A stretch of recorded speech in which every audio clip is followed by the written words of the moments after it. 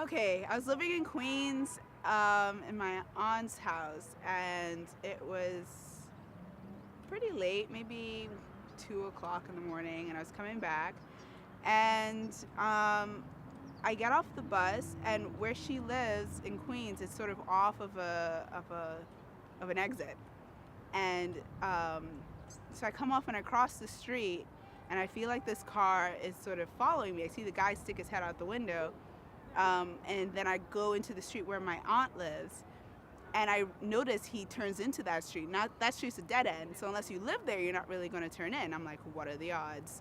So I'm walking a little bit faster, and he parks on the other side of the street and comes out of the car, and I freak out. I lose it, and he looks really confused. He doesn't understand why at 2 o'clock in the morning it's not appropriate to probably come and talk, because he's just walking out and he's like, I just wanted to ask you something. I just wanted to say hello. And I'm thinking to myself, this is scary. I'm the only one in the street. He's the only other person. Everyone else is sleeping, and I'm trying to just get in my house. So I literally run into the house. I just don't even care.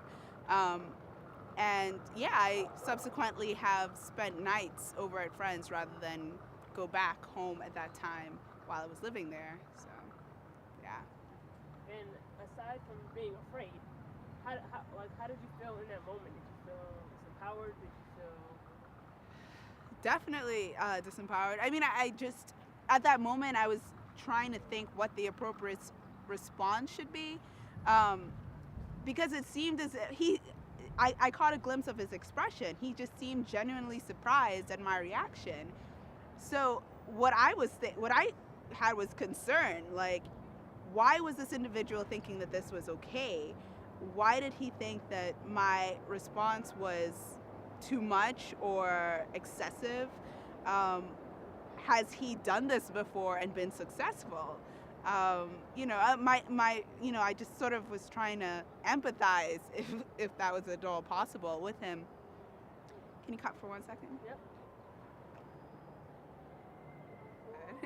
All right, so you were talking about how you felt and how you felt like maybe you should empathize with him. No, well, I did empathize with it. I mean, aside from me being fearful and being genuinely afraid and responding to, and saying that I'm never going to walk the streets at this time while I was in Queens, I was trying to figure out, why he thought that was appropriate, or why did he think he could be successful, or, because he did look genuinely shocked at my reaction, and that concerned me more than, maybe not more than my fear, but it definitely concerned me.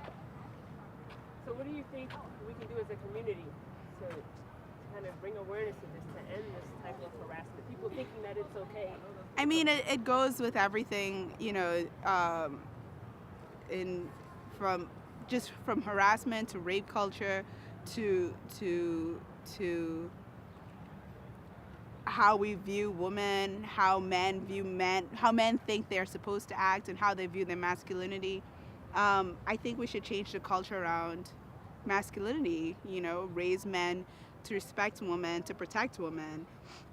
Isabel Allende said that it's too late for the men now, we have to wait for them to die.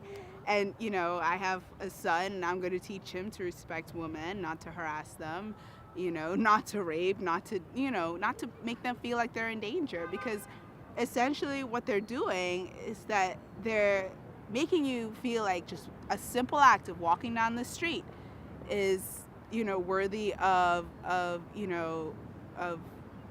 fair, that this is I have to be on edge, I have to protect myself at all time, and nothing good comes out of fair. I mean, no good reaction, no beneficial reaction comes out of fair. And instead of men feeling as if this is harmless, get them to understand how this contributes not only to the uncomfortability of women, but how that sort of justifies the actions towards women that are violent. If a man, hoots and hollers at a woman as if she's an animal, when they treat a woman as if she's an animal, it's almost justified. It's like, all right, that's the way I see you, as a sexual object. So I'm going to treat you as a sexual object, in a setting that doesn't call for it. You're a sexual object everywhere you go.